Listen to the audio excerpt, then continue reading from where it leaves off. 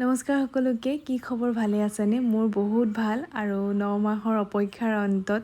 আমাৰ মাজলৈ এজনী অকণমানি কন্যা সন্তান আহিলে আৰু এয়া হৈছে 20 জুলাইৰ ভিডিঅ' আৰু মই এডমিট হৈছিলোঁ গোলাঘাট GVMত আৰু এয়া হৈছে আমাৰ ৰুমটো আপোনালোকক অকমান হস্পিটেলৰ ৰুমটো দেখুৱাই দিলোঁ আৰু 20 তাৰিখে ইভিনিং এডমিট হৈছিলোঁ আৰু 21 তাৰিখে মৰ্নিং মোৰ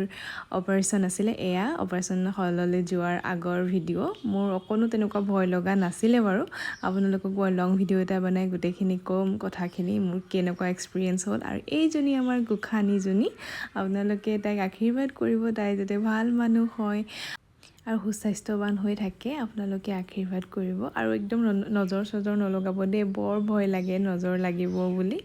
আৰু আপোনালোকক তথাপিও মই দেখুৱাইছোঁ কিয়নো মই প্ৰেগনেন্সি জাৰ্নিটো অলপমান আপোনালোকৰ লগত শ্বেয়াৰ কৰিছিলোঁ লাষ্টলৈ কৰিব নোৱাৰা হৈ গ'লো কিছুমান অসুবিধাৰ কাৰণে আৰু এতিয়া ভাবিছোঁ লাহে লাহে ভিডিঅ'বোৰ আকৌ কন্টিনিউ কৰিম যিমান পাৰোঁ আপোনালোকক দেখুৱাই গৈ থাকিম আৰু এয়া চাওকচোন বাপেক জীয়েক কি ধুনীয়া লাগিছে নহয় এই মুহূৰ্তটো মোৰ বহুত মানে ভাল লগাৰ কাৰণে ভিডিঅ' কৰি ৰাখিলোঁ আৰু বাকি 24 জুলাইত ঘৰলৈ ডিসচাৰ্জ লৈ আহিলোঁ ভিডিঅ'টো ইমানেই আছিলে bye bye love you all